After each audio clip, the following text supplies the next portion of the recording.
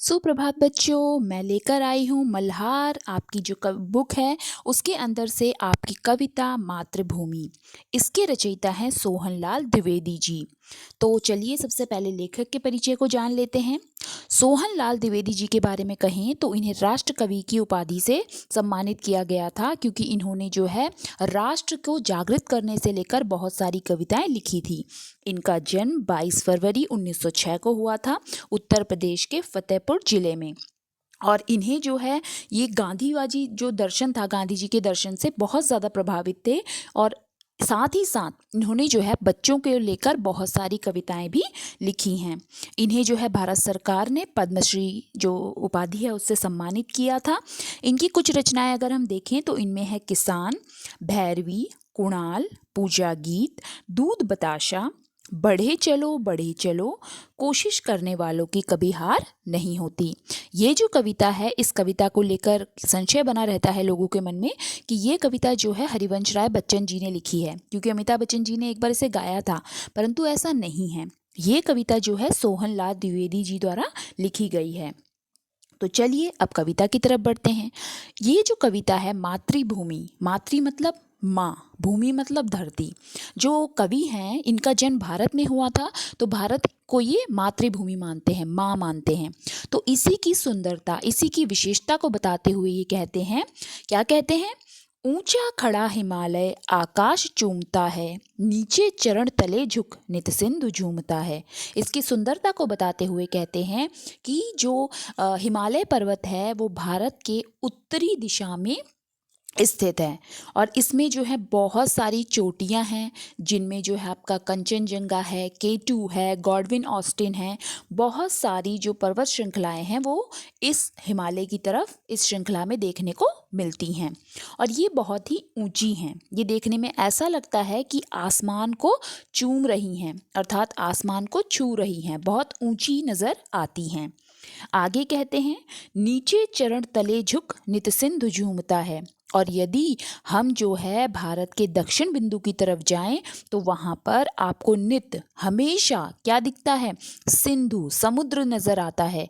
एक तरफ आपका क्या दिखाई देता है? एक तरफ दिखता है आपका अरेबियन सी, एक तरफ दिखता है अरेबियन सी, एक तरफ दिखता है आपका बे ऑफ बंगाल। देखिए यहाँ पे अरेबियन सी है, यहाँ पे बे ऑफ बंगाल है, और जो नीचे वाला एरिया है यहाँ पर हिंद महासागर है। तो इस प्रकार जो भारत के दक्षिणतम बिंदु है वहाँ पर हर बार इन समुद्र की, इन पानी की लहरें क्या करती हैं? बार बार भारत भूमि के क्या करती हैं? चरण को धोती हैं, चरणों का वंदन करती हैं, उनको धोती हैं। आगे देखिए क्या कहते हैं ये कहते हैं कि इसी भारत भूमि पर गंगा यमुना त्रिवेणी नदियां लहर रही हैं।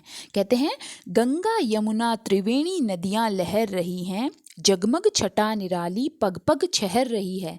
कहने का तात्पर्य यह है कि भारत धरती पर, भारत की भूमि पर गंगा और यमुना नदियां, त्रिवेणी किसे कहा जाता है? तीन नदियों के संगम को। तीन नदियों का संगम कहाँ होता है? प्रयागराज में। कौन कौन सी नदियां? गंगा, यमुना और सरस्वती। तो वो सारी नदियां जो हैं एक साथ मिलकर क्या कर रही हैं?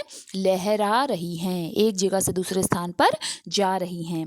जगमग छटा निराली, और उनकी सुंदरता इतनी सुंदर है, इतनी मनमोहक है, पग पग छहर रही है। हर पग पग पर अगर आप जाते हैं, आगे बढ़ते हैं, तो ऐसा प्रतीत होता है बहुत ही सुंदर मनमोहक दृश्य नजर आ रहा है।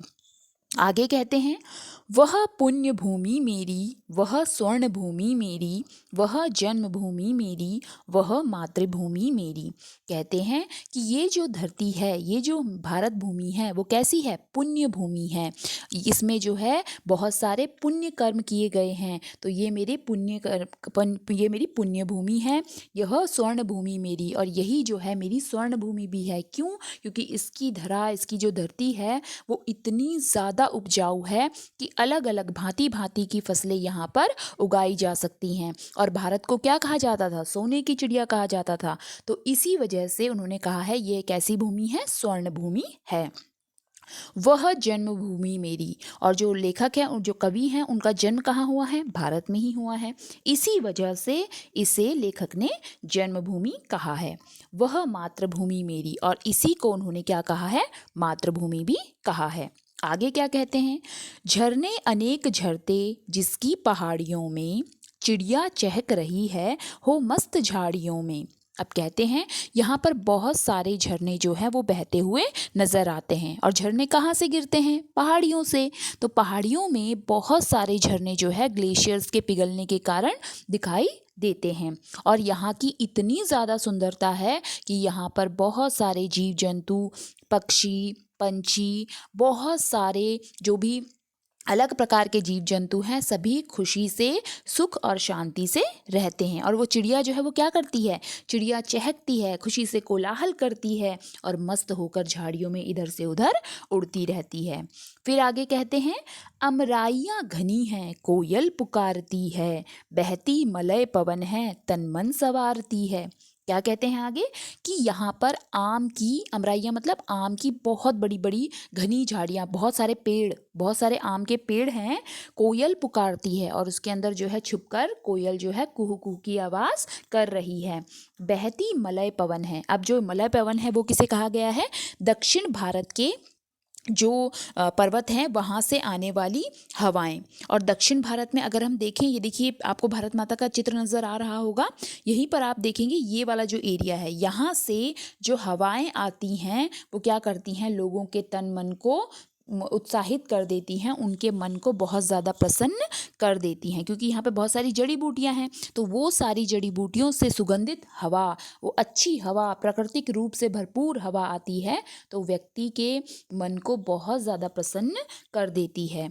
आगे कहते हैं, वह धर्म भूमि मेरी, वह कर्म भूमि मेरी, वह जन्म भूमि मेरी, वह मातृभूमि मेरी। अब देखिए यहाँ पर क्या कहते हैं कि वह मेरी धर्म भूमि है, अर्थात यहाँ पर बहुत सारे धर्मों का उदय हुआ है, बहुत सारे धर्म यहाँ पर हैं और सभी लोग यहाँ पर धर्म के अनुसार चलते हैं। तो वह धर्म भूमि है, वह कर्म भूमि मेरी। और कवि ने यहाँ पर जन्म लिया है, यहीं पर रहकर वो अपने सारे कर्तव्यों का पालन करेगा, सारे कार्य करेगा, इसलिए कहते हैं कि वो उनकी क्या है, कर्म भूमि भी है। फिर कहते हैं, वह जन्मभूमि मेरी, वह मातृभूमि मेरी, अर्थात उनका जन्म वहाँ पर हुआ है और वही उनकी माँ है। आगे कहते हैं विशेषता बताते हुए, जन्मे जहाँ थे रघुपति, जन्मी जहाँ थी सीता, श्री कृष्ण ने सुनाई बंसी पुनित गीता। अब यहाँ पर कहते हैं कि इसी पावन पवित्र जन्मभूमि पर रघुपति अर्थात राम जी का जन्म हुआ है, यहीं पर सीता जी, जानकी जी का जन्म हुआ है और यहीं पर जो श्री कृष्ण जी हैं उन्होंने अपनी बांसुरी सुनाई है और सभी ग्वालों बालों को क्या किया है, प्रसन्न किया है। और साथ ही उन्होंने जो है गीता का उपदेश भी इसी धरती पर दिया है। आपको पता होगा महाभारत के समय पे अर्जुन को उपदेश दिया था किन्होंने, श्री कृष्ण जी ने। और उस उपदेश में अर्जुन को क्या कहा गया था, पार्थ। और उनको ये बताया गया था कि उनको जीवन में किस तरह से बिना किसी डर के, बिना किसी फल की इच्छा के अपने कर्म को लगातार करते रहना है।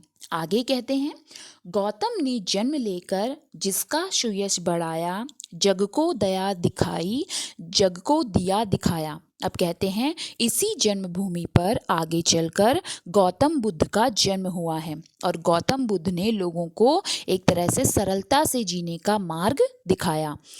तो यहाँ पर बता रहे हैं कि इसकी वजह से, गौतम बुद्ध के जन्म की वजह से, उनके ज्ञान की वजह से इस धरती का सुयश, जो अच्छी प्रसिद्धि है, वो चारों तरफ फैल गई। उन्होंने जग को क्या सिखाई, दया सिखाई कि किसी को मारना बुरी बात है। और जो अशोक हैं वो क्या थे, गौतम बुद्ध के बहुत बड़े फॉलोवर थे और बाद में जाकर उन्होंने क्या किया, अशोक ने धम्म की नीति को अपनाया था, धर्म की नीति को अपनाया था। ठीक है, तो यहाँ पर ये चीज़ें यहाँ बताई गई हैं। जग को दिया दिखाया और जग को उन्होंने यह पाठ पढ़ाया। वह युद्ध भूमि मेरी, वह बुद्ध भूमि मेरी, वह मातृभूमि मेरी, वह जन्मभूमि मेरी। अब देखिए यहाँ पर क्या कहते हैं कि वह युद्ध भूमि है। युद्ध भूमि क्यों, क्योंकि यहाँ पर बहुत सारे युद्ध भी हुए हैं। आपने देखा होगा रामायण समय में जो है, रामायण के समय में भी युद्ध हुआ था, बुराई पर अच्छाई की विजय का प्रतीक युद्ध माना जाता है उसको। महाभारत का युद्ध हुआ था। इसके अलावा बाहर से बहुत सारे आक्रमणकारियों ने हमारे ऊपर अटैक किया था, तो उस प्रकार के युद्ध से बचने के लिए भी यहाँ के लोगों ने क्या किया था, युद्ध किया था। भले ही युद्ध जो है वो बुरी बात है, बहुत ही खराब है, क्योंकि इससे क्या होता है, हानि होती है, परंतु फिर भी अगर कभी हमारी आन बान शान या हमारी मातृभूमि को कोई बुरी नज़र से देखेगा तो हमें क्या करना है, हम उसका जवाब क्या देंगे, ईंट का जवाब पत्थर से देंगे। अर्थात हम जो है, जो दुश्मन है उसको फिर छोड़ेंगे नहीं। आगे क्या कहते हैं, वह बुद्ध भूमि मेरी, और यहीं पर इसी भूमि पर बुद्ध का जन्म हुआ था, जिन्होंने दया और पवित्रता और प्रेम का पाठ पढ़ाया, इसलिए यह भूमि क्या है, बुद्ध भूमि भी है। साथ ही यह मेरी मातृभूमि है, ये मेरी माँ है, और यहाँ पर मेरा जन्म हुआ है। इसी वजह से मैं देख रहा हूँ कि ये धरती जो है, मैं धन्य हूँ इस धरती पर जन्म लेकर, कि जहाँ पर इतनी सारी अच्छी अच्छी बातें हुई हैं जिससे मुझे मेरे जीवन पर बहुत ज़्यादा प्रभाव पड़ा है। तो इस तरह से जो लेखक हैं वो भारत की जो भूमि है, धरती माँ हैं, उनका नमन कर रहे हैं। यहाँ पर देखिए मैंने पिक्चर लगाई है कि ये हमारी क्या है, भारत माता है, और इन्हीं का नमन करते हुए उन्होंने कहा है कि मैं जो है धन्य हूँ इस भारत भूमि पर जन्म लेकर, यही मेरी जन्मभूमि है और यही मेरी मातृभूमि है। तो आशा है आपको ये जो वीडियो है वो पसंद आई होगी, आपको समझ आया होगा सब कुछ।